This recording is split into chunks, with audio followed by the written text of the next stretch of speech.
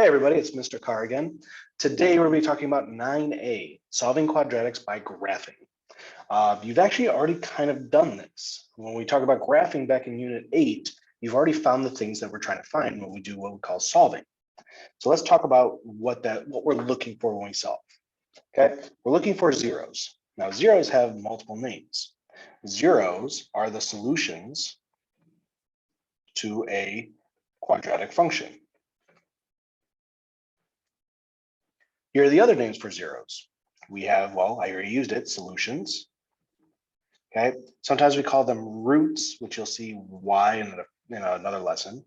But here's the one you should know, X-intercepts. Okay, so all of these things, zeros, solutions, roots, X-intercepts, they all refer to the same thing. Okay, solutions of the quadratic are where the graph crosses the X-axis. So we see here, there's three possibilities. We have two solutions, just one solution, or even no solutions. If it does not cross, we don't have any solutions here, okay? So we're just gonna go through and graph this. Now, I could go through and do our algebra methods where we do x equals negative b over 2a, find the vertex, find the y-intercept, plug those points in. But honestly, I'm just gonna go with graphing. Okay, and I like Desmos, so we're gonna do that. So here's Desmos. Here's my first one right there, x squared minus 3x minus 10. The goal here is, all we're trying to do is find out where it crosses the x-axis, which is right here and right there. We've got two solutions then. Okay, so my two solutions here are -2, 0 and 5, 0. That's it. You graph it and you look at where it's crossing. So I would call these my two solutions. So when it says here, solve by graphing, it crossed here and here. Let's see here, -10 was the point that was on as well. So the other problem with this, if I try to graph it, my vertex is below the -10. That's not gonna help me very much. So go back here. We know roughly it's gonna do this and come up like that. Again, the key is my solutions are at -2, 0 and 5, 0. Okay, and that's really it today. We're just finding x-intercepts. So if I do these problems here, can you make a prediction as to what a quadratic could look like? Could look like to have no solutions? Make your predictions now real fast. I already talked about it earlier. It's something that looks like this. If it never crosses the x-axis, it has no solutions. Okay, solve x squared plus 3x equals -3 by graphing. Now, one thing you notice is earlier, it was just this as the function. In order to solve, here's one thing that's going to happen a lot in this unit. We need to set quadratics equal to 0. All right, let me scroll there. Set the quadratics equal to 0. So in this scenario here, I want to start by adding 3 to both sides. So x squared plus 2x plus 3 equal to 0. This is what I'm going to graph. I'm going to graph x squared plus 2x plus 3. So again, I'm going to go to my graphing utility here.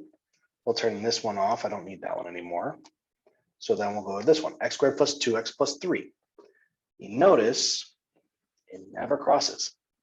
Okay, look at that there.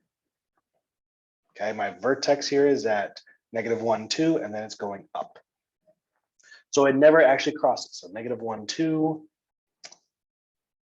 0, 3. Okay, and this will be another point here. So it's doing this. So there's actually no solutions here. Okay. Okay, so that is how we find our graph, find our solutions there. Here's a no solution situation. Again, you have to set it equal to 0 before you do your graphing. This right here is instructions for a TI-83. Follow them step by step. I'm not going to cover that in this video. You want to find out how to do zeros on a graphing calculator. These are the steps right here. Okay.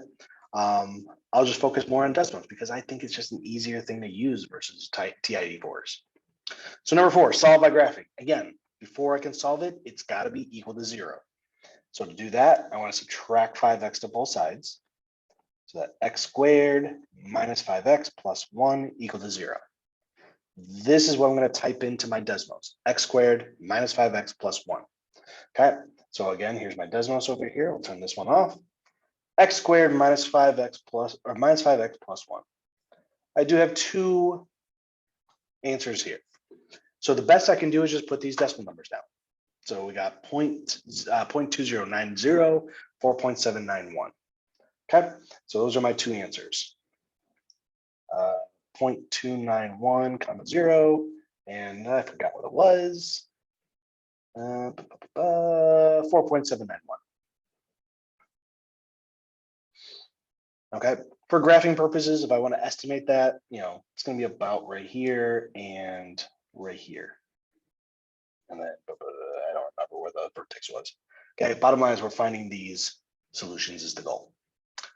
Okay, application problems. Again, this is something we've actually covered in the past. Consuela built a model rocket for her science project. The equation h of t equals negative 16t squared plus 25t models the flight of the rocket launched from the ground level at a velocity of, well, that is not quite right there, but that doesn't quite work for the numbers, but 250 feet per second, where h is the height of the rocket in feet after t seconds.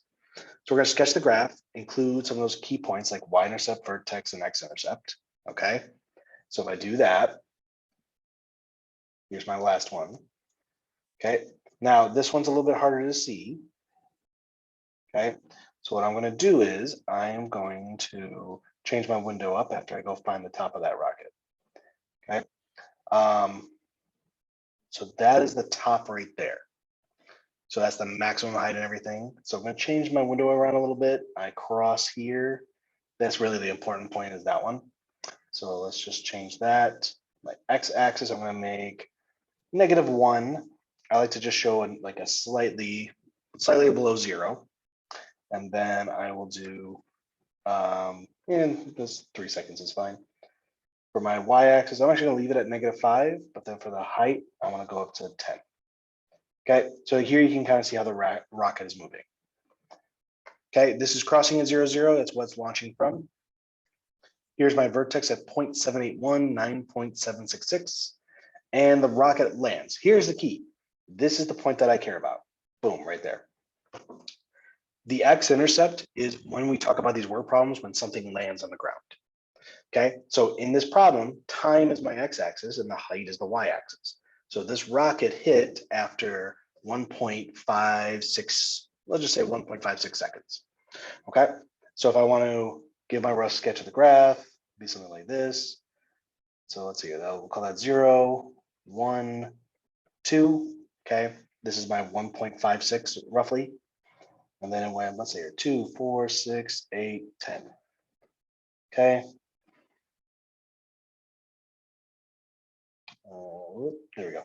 So it had a maximum at, it was like 0.99, it was like right about here. So the rocket goes up, comes back down. This is the point that's important right here. How long was Consuela's rocket in the air? Since that crossed at 1.560, it was 1.56 seconds. Okay, so again, the goal today, solutions, roots, they're all the same, x-intercepts. They're all the same as x-intercepts. Okay, so we're finding where does the quadratic cross the x-axis. That answers our question. When we do our word problems, we might have to do a little bit of context, but the idea is that x-intercept is going to refer to stuff like how long is it in the air, when does it hit the ground, things like that. Okay, all right, that is it for today. Take care, everybody.